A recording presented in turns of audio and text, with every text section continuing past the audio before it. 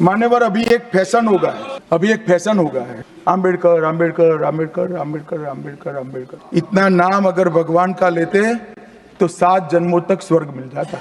अच्छी बात है ना? सुनिए तो, आप सुनिए ना, मैं बताता हूँ, हमें तो आनंद है। सुन लिया ना, इतना नाम अगर भगवान का लेते तो 7 जन्मों तक स्वर्ग मिल जाता। तो ये लोग इतना दिन से नाम नहीं लिए भगवान का, जो वेद के रचयिता हैं, मनुस्मृति बनाने वाले हैं, धर्मशास्त्र के रचयिता हैं, जो शंकराचार्य हैं। आजकल तो शंकराचार्य लोग भी बहुत भाषण देते रहते हैं। तो इसका मतलब ये लोग अभी धरती स्वर्ग गया नहीं है, तो 7 जन्म स्वर्ग मिल जाना चाहिए था ना। तो कितने लोगों को स्वर्ग मिला है पहले, इसका डेटा है इनके पास। और मैं ये कह सकता हूँ कि अंबेडकर का नाम लेने से पूरी दलित बहुजन जमात जो है ना, धरती को इस स्वर्ग बना रहा है। यही इनकी पीड़ा है, यही इनकी टिस है। और जो बात वो कह रहे हैं, आपको आश्चर्य लगता होगा, मुझे आश्चर्य नहीं लगता है, क्योंकि जिस संस्कार और जिस विचारधारा का वो प्रतिनिधित्व करते हैं, वो ऐसे ही लोग रहे हैं। अगर जिनको इतिहास पता हो, जरा जाकर देखे, जब ये संविधान लागू हुआ था, जब स्वीकार किया गया था, तो आरएसएस का क्या पोजीशन था। आरएसएस इस संविधान के विरोध में था। अंबेडकर को हीन जाति लिखा गया, कल्याण प्रेस के जाके उठाइए पूरा मटेरियल। हीन जाति, अंबेडकर के खिलाफ पूरे पोस्टर फाड़े गए, लेख लिखे गए कि ये भारतीय संविधान जो है भारत के मिजाज के हिसाब से नहीं है। तो संविधान से किसको वहाँ प्रॉब्लम था? समाजवादियों को कुछ खास ऑब्जेक्शन था, कम्युनिस्ट का अपना अंडरस्टैंडिंग था। लेकिन चाहे समाजवादी हो चाहे कम्युनिस्ट हो, कोई भी मनुस्मृति को संविधान नहीं बनाना चाहते थे। आखिरकार कांग्रेस सबसे बड़ी पार्टी थी और कांग्रेस के इनिशिएटिव पे ही संविधान सभा बनी। अंग्रेज भी थे, कांग्रेस भी थे, लेकिन सब लोगों ने सर्वसम्मति से जो है संविधान को अंगीकार किया कि नहीं किया। और उस समय इस संविधान का विरोध, वो भी मनुस्मृति के नाम पर जो किया, वो कौन किया? हाउस के अंदर नहीं बोल रहा था, श्यामा प्रसाद मुखर्जी भी थे उस मंत्रालय में वहाँ पे। तो वो क्या बोले, उनका स्टेटमेंट अभी चेक करना बाकी है। लेकिन जहाँ तक मेरी जानकारी है, हाउस के अंदर नहीं बोले हैं, क्योंकि हाउस के अंदर तो रिकॉर्ड होता, पूरा प्रोसीडिंग में जाता। तो हाउस के बाहर ये लोग संविधान का विरोध कर रहे थे। तो इनका संस्कार, विचारधारा और मिजाज जैसा है ना, उसके हिसाब से सही बोल रहे हैं। असली चेहरा इनका सामने आ गया है। असली चेहरा जो है, हम लोग कितना, सूरज जी हैं, हम लोग हैं, राजेंद्र पाल गौतम साहब हैं, तमाम लोग जो है लगातार 10 साल से आप देख रहे हो संविधान बचाओ संघर्ष समिति चला रहे हैं। और इनके जितने भी गैर संवैधानिक स्टैंड है उसके खिलाफ हम लोग बोलते रहे और बार बार ये कह रहे थे। और ये तो इस लोकसभा चुनाव में ही इन्होंने कहा कि 400 पार संविधान बदलना है। हम लोग तो छोटे मोटे मुद्दे बना रहे थे, लेकिन पॉलिटिकल पार्टी ने इसको पकड़ लिया, भाई संविधान खतरे में है।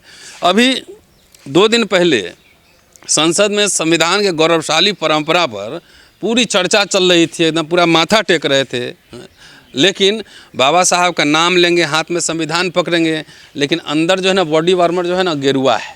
मेरी बात समझ गए? अंदर जैकेट ब्लू पहन लेंगे, क्योंकि जैकेट तो तुरंत उतर जाएगा इससे, लेकिन अंदर जो चिपका हुआ है चमड़ी से और माथे तक, वो है भगवा है। भगवा मतलब आरएसएस, भगवा मतलब मनुस्मृति। तो ये बात आप लोग इतने दिन से इंटरव्यू कर रहे हैं, हम लोग लगातार रिपीटेडली इस बात को कह रहे हैं कि भाई इस देश को, इस भारत को, इस रिपब्लिक को, इस संविधान को पाकिस्तान, बांग्लादेश, चाइना, अमेरिका से खतरा नहीं है। इसको खतरा जो है बीजेपी, आरएसएस की विचारधारा से खतरा है। ये लोग नाम कुछ और लेंगे और काम कुछ और करेंगे। नाम कुछ और लेंगे, काम कुछ और करेंगे। तो ये समझिए कि असली इनका यही चरित्र है। और 10 साल में जितनी संवैधानिक संस्थाओं का क्षरण हुआ है, उस पर अटैक किया गया है, चाहे इलेक्शन कमीशन हो, सुप्रीम कोर्ट हो, चाहे तमाम ऐसी संस्थाएं, विश्वविद्यालय देख लीजिए जहां आप खड़े हैं, जिस तरह से हुआ है। तो मैं तो बार बार कह रहा हूं कि संविधान ही लोग ख़त्म करने की घोषणा नहीं करेगा। और ख़ास तौर से दलितों को चेता रहा हूं कि संविधान के प्रावधान ख़त्म कर दिए जाएंगे, तो अपना सर्टिफिकेट जो है ना, आरक्षण और मौलिक अधिकार का खाली सर्टिफिकेट बना के घर में टांगने लायक छोड़ेगा। तो अब तो जो बात हम कह रहे थे वो तो स्पष्ट रूप से सामने आ गया, नंबर 1। नंबर 2, ये भी बात बार बार कह रहे हैं कि अमृतकाल है, अमृतकाल चल रहा है। तो ये बात मैंने कई बार कही कि भाई अमृतकाल है, तो अमृत जो मंथन हुआ था, तो देवताओं को तो मिला था अमृत, असुरों को क्या मिला था? विष। तो ये अमृत काल चल रहा है, तो असली विष जो था अंदर, वो जैसे बाबा साहब ने भी सावरकर के लिए कहा था कि विष गरल कर रहा है, जहर उगल रहा है, इसके पेट में जहर है। तो उस समय वो लिख के बुद्ध पे जो लिखे थे उस पर बाबा साहब की टिप्पणी थी। और इनके अंदर जो है वो अंदर जो है वो बाहर धीरे धीरे अब निकलना, असली चरित्र इनका यही है। तो अब विश्व जो है ये शूद्रों अति शूद्रों के खेमे में है, उनके पक्ष में है। अब तो कम से कम जनता को समझदार और सतर्क हो जाना चाहिए। लेकिन सड़क का जहर सर सदन में पहुंच गया है, बड़ी बात है जो अमित शाह ने बोली है बाबा साहब के लिए। अरे भाई साहब, ये तो हम क्या कर रहे हैं, ये तो हम लोग बार बार कह रहे थे, वो स्पष्ट सामने आ गया। अब हम लोग का कम सुन रहा था, अब तो पूरे देश में विरोध हो रहा है इसका। पूरे देश में आज देखा कितने पार्टी ने उनके पुतले फूके हैं, पुतले फूके गए। लेकिन ये लड़ाई, देखिए मैं बार बार एक बात कह रहा हूँ और कि भाई संविधान अभी क्या है, दो विकल्प आपके सामने हैं, एक है हिंदू राष्ट्र है और एक है भारतीय गणराज्य इंडियन रिपब्लिक। तो हिंदू राज्य का सोर्स क्या है, मनुस्मृति, और भारतीय गणराज्य है जो इंडियन रिपब्लिक, उसका सोर्स है संविधान। तो संविधान से जब इंडियन रिपब्लिक आया तो जिनको चलने का रोड पर अधिकार नहीं था, जिसको खाना खाने का बर्तन में अधिकार नहीं था, जिनको नए कपड़ा पहनने का अधिकार नहीं था, जिनको राजा के सामने जो सीधा खड़े चलने का अधिकार नहीं था, उन सबको अधिकार मिला। बोला गया वोट से भाई राजा चुनेगा तुम, और आरक्षण भी मिले, फंडामेंटल राइट्स भी मिले।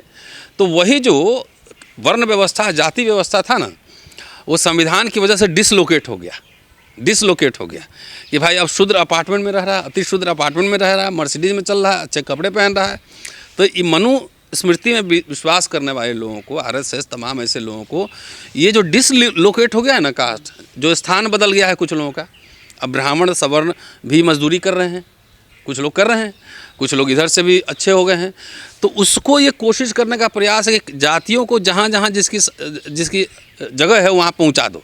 इसीलिए आजकल जो है प्रोफेशनल कोर्सेज खुल रहे हैं, बाल काटने का, दूध दूहने का, आइसक्रीम बनाने का, जूता बनाने का, ये सब खुल रहा है कि भाई ऊंची शिक्षा इतनी महंगी कर देंगे, शिक्षा खत्म, इंडियन रिपब्लिक खत्म, शिक्षा खत्म, संविधान खत्म। बाबा साहब के केंद्रीय सिद्धांत क्या था, शिक्षा ही था ना। तो शिक्षा को ये ख़त्म करना चाहते हैं। शिक्षा खत्म हो जाए कितना दलित पढ़ पाएगा, नौकरी कर पाएगा, ये बता लो मुझे। तो मैं ये कह रहा हूँ कि जब हिंदू राष्ट्र और भारतीय गणराज्य में आमना सामना टक्कर हो, मैं तो बार बार फोरम पे कह रहा हूँ कि इंडियन रिपब्लिक पर हिंदू राष्ट्रवादियों ने हमला कर दिया है, मनुस्मृति अटैक कर रहा है, बार बार अटैक कर रहा है। इसलिए संभल जाओ और इंडियन रिपब्लिक और संविधान के पक्ष में खड़ा हो जाओ और इसके खिलाफ जो भी पोजिशनिंग करनी है करो, ठीक है। इसलिए मैं ख़ास तौर से दलित जनता से कहना चाह रहा हूँ, अभी हमारे मित्र सूरज जी ने कहा ना कि जितने बीजेपी के सांसद थे, जो दलित सांसद थे, बाकी छोड़ दीजिए ना, कम से कम जो दलित थे वो तो खड़ा होकर रोक सकते थे, टिकट मिले चाहे नहीं मिले। अब तो इससे ये स्पष्ट हो गया ना कि सांसद तनखैया हैं, अपने पोस्ट पोजीशन के लिए बाबा साहब को भी, बाबा साहब के विचारों की भी हत्या करवा सकते हैं, ये तो स्पष्ट हो गया ना। तो मैं ये कह रहा हूँ कि जो भाजपा वाला, आरएसएस वाला जाए, दलितों को खास तौर से कह रहा हूँ, बाकी का नहीं जान रहा मैं, जाए वोट मांगने उसको दौड़ाओ वहाँ पे। और जो पार्टी, जैसे हमारे बिहार में भी दो पार्टी है, उधर महाराष्ट्र में भी है, आरएसएस और ये बीजेपी के हिंदू राष्ट्र की पालकी ढो रहा है। अगर उनके जात के लोगों को कह रहा हूँ, सब जात कर रहा है ना, तो ये तो मंत्री इसको बना के एक रखेगा, लेकिन तुम लोग का स्कूल, कॉलेज, यूनिवर्सिटी और नौकरी सब बर्बाद कर देगा। वो लठ पड़ेगी पीठ पर ना, कि मनुस्मृति में जो है ना वो भी शर्मा जाए, वो लठ पड़ने वाली है। 21वीं सदी, आजकल करंट भी लगाता है। सर बीजेपी तो जो है मस्जिद के नीचे मंदिर खोद रही थी, लेकिन अटैक तो दलितों पे हो रहा है, बाबा साहब पे हो रहा है, संविधान पे हो रहा है। मैं कह रहा हूँ जिन्ना से आरएसएस को प्रॉब्लम थोड़ा ही था, पहले सब दलित लोग को समझना चाहिए ना। आजकल बहुत सारे दलित जो है ना बनियान भगवा पहने हुए हैं, ऊपर से नीला गमछा ओढ़ के घूम रहे हैं, कि जिन्ना से संविधान को प्रॉब्लम थोड़ी था, आरएसएस को प्रॉब्लम थोड़ी था। जिन्ना को बोला तुम अलग राष्ट्र, मेरा अलग राष्ट्र। प्रॉब्लम किससे था? प्रॉब्लम था डॉक्टर भीमराव अंबेडकर से और उनके विचारों से, ठीक है जी। दो राष्ट्र का थ्योरी है, सावरकर का भी, जिन्ना का भी, दोनों तो एक ही सिक्के के दो पहलू थे।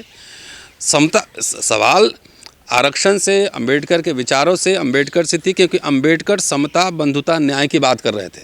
और उनका सोर्स जो था वो क्या था? बुद्ध था, उनका सोर्स रविदास था, उनका सोर्स कबीर था, उनका सोर्स ज्योतिबा फुले था, उनका सोर्स साहू जी महाराज था, ठीक है। और इनका सोर्स क्या था? मनुस्मृति था। तो अंबेडकर के विचारधारा में, इनके विचारधारा में सीधा विरोधाभास था, ठीक है साहब। तो इसलिए इन दलितों को समझना चाहिए कि संविधान पर हमला का मतलब सब हो चुका है। आप यूनिवर्सिटी में खड़े हो, जाके ज़रा फीस पता कर लो, स्कॉलरशिप बंद है, फेलोशिप बंद है, विदेश जाना बंद है, सब कुछ करना बंद है। खाली जो दलित सब CM PM का नारा लगा रहा है ना, समझ लेना कि RSS का पेड एजेंट है, एकदम पेड एजेंट है, उसी के इशारे पर बोल रहा है। नहीं तो जिसको बहस करना है किताब पढ़ के आओ, एक किताब तुम ले लो, एक हम भी ले, पढ़ के आओ तब बहस करो, चिल्लाने से कुछ नहीं होगा। तो अभी जब संघर्ष हिंदू राष्ट्र और भारतीय संविधान में है, हिंदू राष्ट्र और भारतीय गणराज्य में है, तो दलित को कहाँ होना चाहिए? पहले ये बताइए आप। मनुस्मृति हिंदू राष्ट्र के साथ रहना चाहिए कि भारतीय संविधान और गणराज्य के साथ रहना चाहिए? ये तय करो। संविधान के साथ रहना चाहिए ना। तो इस समय मतलब आपके पास कुछ है नहीं। CM PM का नारा वो RSS BJP समझता है कि ये नारा लगाएगा ना तो 5% वोट काट लेगा, जितना वोट काटेगा उतना जो है BJP RSS को फ़ायदा होगा। तो ये सब जो है ना ब्लू गमछा पहन के और अंदर बनियान और बॉडी वार्मर जो है ना भगवा पहना हुआ, सब पेड एजेंट है।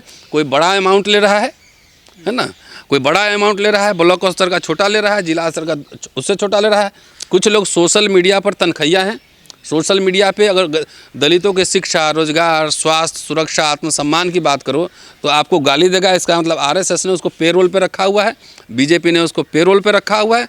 इसलिए दलित समाज सतर्क हो जाए, पिछड़ा समाज सतर्क हो जाए, आदिवासी सतर्क हो जाए। नहीं तो हिंदू राष्ट्र में जो आपकी हालत होने वाली है ना, इतनी बुरी होने वाली है, वो हमारा जो होगा हम तो बोलते रहेंगे। 2-4% लोग तो तब भी बने रहेंगे, 2-4% लोग बने रहेंगे। बाकी जो गरीब तबका है, जो झंडा ढो रहा है, जो अपने नेता के कहने पर जात के नाम पे वोट दे रहा है, विचारधारा नहीं देख रहा है, वो समझे कि उसकी हालत क्या होगी। मनरेगा भी सुना आजकल नहीं चल रहा है, बंद उंद है, शायद कुछ मिल रहा है, कुछ नहीं मिल रहा है। रोजगार सब ठेके पे आ गया है। राशन एक 5 किलो राशन खाली जिंदा रखेगा, यही उसकी स्ट्रेटजी है। वो भी कुछ दिन बाद बंद करेगा, उसके बाद बोलेगा कि पहले काम करो तब आधा किलो देंगे। तो इस संविधान को जितना RSS से खतरा है उतना ही वैसे लोगों से खतरा है, जैसे दलितों से खतरा है जो RSS का पालकी ढो रहे हैं। क्योंकि हिंदू राष्ट्र लाने में ऐसे दलितों का कंट्रीब्यूशन दिख रहा है, हमें दिख रहा है।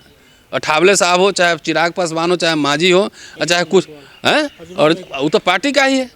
क्यों नहीं बोला? लॉ मिनिस्टर की हिम्मत नहीं कि टोक सके mister Shah you are wrong. तो इसका मतलब है राजस्थान के लोग भी जान जाए, उनके कॉन्स्टिट्यूंसी के लोग भी जान जाए कि ये अपना पेट पालने के लिए वहाँ पे है, समाज का कोई भला ये लोग नहीं कर सकता है। कुछ लोग अपने जीत नहीं सकते हैं, लेकिन संविधानवादियों को हराने के लिए जो हिंदू राष्ट्र की पालकी अप्रत्यक्ष रूप से ढो रहे हैं, उसका माल मोटा माल जरूर उनको मिलता होगा। ठीक है, तो ये सब तनख्वाह पे है। तनखैया का बहिष्कार करो। अपना और अपना बच्चा का भविष्य, एजुकेशन, शिक्षा, रोजगार बचाना है। तो जब लड़ाई 2 विचारधारा में हो तो मोटा मोटी एक विचारधारा के साथ हमें खड़ा रहना चाहिए।